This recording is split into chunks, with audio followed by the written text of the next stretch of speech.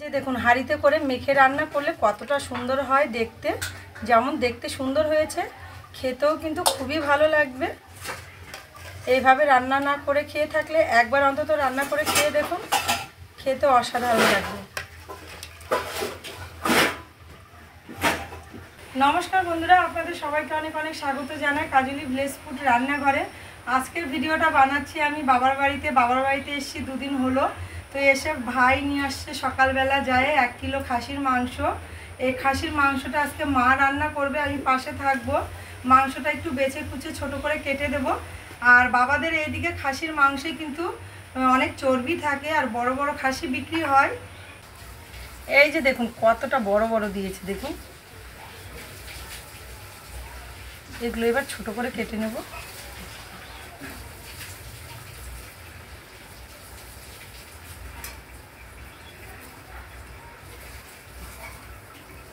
এই যে দেখুন ঠিক আমি এই মাপে কেটে নিয়েছি, এইভাবেই কেটে নেব সবগুলো। এই যে দেখুন সম্পূর্ণ মাংসগুলোই আমি খুব ভালো করে ছোট ছোট করে কেটে নিয়েছি।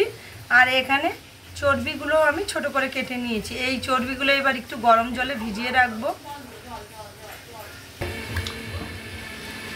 এইভাবে একটু জলের মধ্যে 1 থেকে 2 বার মতো ধুয়ে নিলেই হবে।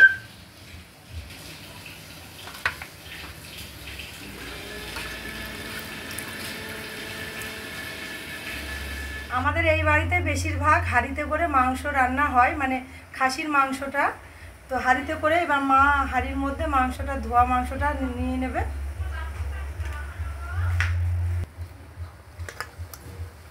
হাঁড়িতে করে মেখে রান্না করলে মাংসটা সেদ্ধও ভালো হয় আর খেতেও ভালো লাগে, বিশেষ করে খাসির মাংস। এবার এই মাংসের উপরে দেব পেঁয়াজ কুচি। এখানে 1 কিলো খাসির মাংসের জন্য 200 গ্রাম পেঁয়াজ কুচি করে নিয়েছি। এবার এখানে কয়েকটা গোটা রসুন, আমাদের বাড়িতে আবার সবাই গোটা রসুন খেতে ভালোবাসে, তার জন্য কয়েকটা গোটা রসুন দিয়েছি। এই রসুনগুলো বাবাদের জমি। আর কয়েকটা কোয়া দিয়ে দেব। আর এখানে আদা রসুন বাটা একসঙ্গে বেটে নেওয়া হয়েছে পরিমাণ মতো। আর দেব জিরে বাটা,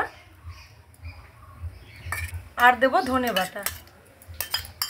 আর এখানে নিয়েছি পরিমাণ মতো শুকনো লঙ্কা বাটা, কয়েকটা কাঁচা লঙ্কাও রয়েছে।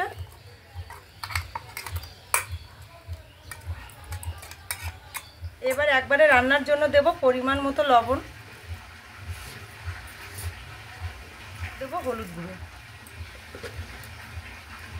এবার দেব পরিমাণ মতো সর্ষের তেল।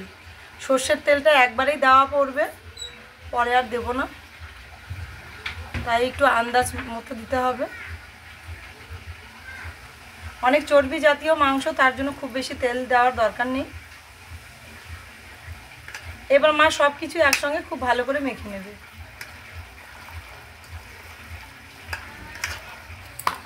মশলার সঙ্গে মাংসগুলো 2 থেকে 3 মিনিট একটু সময় নিয়ে ভালো করে মেখে নিতে হবে, তাহলে দেখবেন রান্নার আগেই কিন্তু অনেকটা মজে যাবে আর রান্নাটাও খুব সুন্দর হবে, খেতেও খুব ভালো লাগবে।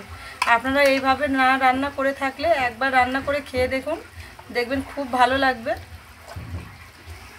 এই যে দেখুন মাংসটা 2-3 মিনিট ধরে মেখে নেওয়ার পর কতটা সুন্দর হয়েছে, একদম মজে গেছে। এই যে দেখুন সব কিছু মিলেমিশে খুব সুন্দর হয়েছে। এবার মিক্সি জারটা ধুয়ে জল দিয়ে দেব।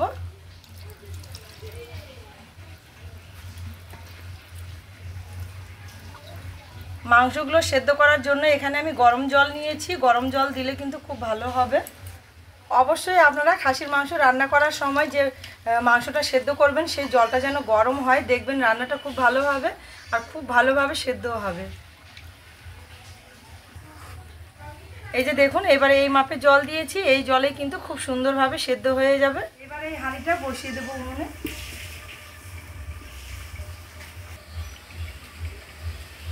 এবার ঢাকা দিয়ে হালকা আছে সেদ্ধ করে নেব। এবার ঢাকা তুলে একটু নেড়ে চেড়ে দেবে। মা নিয়ে আকার পারে বসে আছে। হাঁড়িতে মেখে রান্না করার সময় এইভাবে যখন জল দিয়ে সেদ্ধ করবেন, উনুনের আঁচটা কিন্তু অবশ্যই হালকা রাখতে হবে। হালকা রাখে ঢাকা দিয়ে ঢাকা তুলে বারে বারে নেড়ে চেড়ে সেদ্ধ করে নিতে হবে।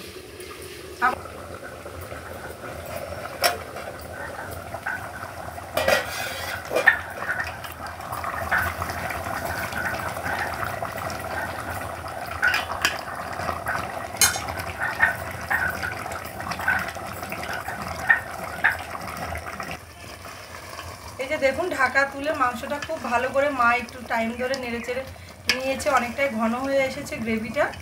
এবার এর মধ্যে আগে থেকে গরম জলে ধুয়ে রাখা এই চর্বিটা দিয়ে দেবো। আর এই চর্বিটা কিন্তু এই সময় দিতে হবে। আবার একটু নেড়েচেড়ে খুব ভালো করে কষিয়ে নেব, তাহলে চর্বিটা খুব ভালোভাবে সেদ্ধ হয়ে যাবে। চর্বিটা কিন্তু অবশ্যই এই সময় দিতে হবে, আগে দিলে একদম গলে যাবে।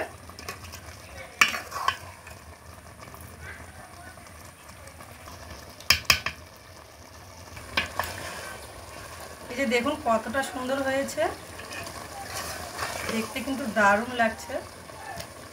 আর একটুখানি টাইম কষিয়ে নেব। এই যে দেখুন হালকা আছে, খুব ভালো করে সেদ্ধ করে নিয়ে আবারও খুব ভালো করে আমি কষিয়েও নিয়েছি। ঠিক এই রকম করেই কিন্তু রেডি করে নিতে হবে।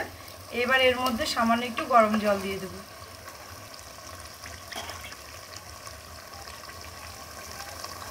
এখনও কিন্তু গরম জলই দিতে হবে। আগে আমি জল দেওয়ার পর কিন্তু মাংসগুলো প্রায় 1 ঘন্টার মতো হালকা আছে খুব ভালো করে সেদ্ধ করে নিয়েছিলাম। তবুও এখন আমি এই মাপে জল দিয়েছি, গ্রেভিটা অনেকটাই ঘন আছে। এখন 15 থেকে 20 মিনিট আবারও আমি খুব ভালো করে ফুটিয়ে নেব। এই যে দেখুন আবারও আমি 20 মিনিট খুব ভালো করে ফুটিয়ে রান্না করে নিয়েছি। রান্নাটা কিন্তু আমার কমপ্লিট, শেষের দিকে। এখানে আমি দারুচিনি আর এলাচ বেটে নিয়েছি, এবার এটা দিয়ে দেবো। এই মশলাটা কিন্তু নামানোর আগেই দিতে হবে। এবার নেড়ে চেড়ে নেবো আবারও একটুখানি।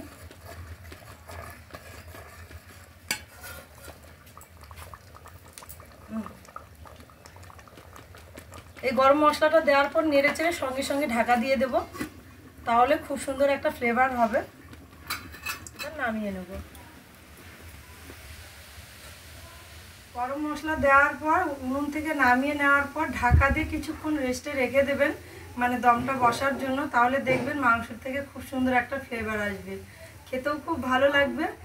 আর যারা এখনই আমার মতো করে এইভাবে মেখে রান্না করেননি, হাঁড়িতে করে কড়াই বাদ দিয়ে এইভাবে একবার হাঁড়িতে করে মশলাগুলো দিয়ে মেখে রান্না করবেন, দেখবেন খেতে অনেক বেশি ভালো লাগবে। আর মাংসটাও কিন্তু খুব তাড়াতাড়ি সেদ্ধ হবে।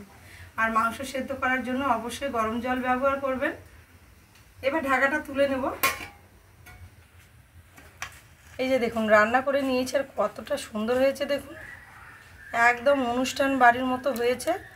খেতেও কিন্তু দারুণ লাগবে। এইভাবে আপনারাও অবশ্যই রান্না করবেন। গ্রেভিটা যেমন সুন্দর হয়েছে, মাংসগুলোও খুব সুন্দর হয়েছে, খুব সুন্দরভাবে সেদ্ধ হয়ে গেছে। রান্নাটা আমার কমপ্লিট।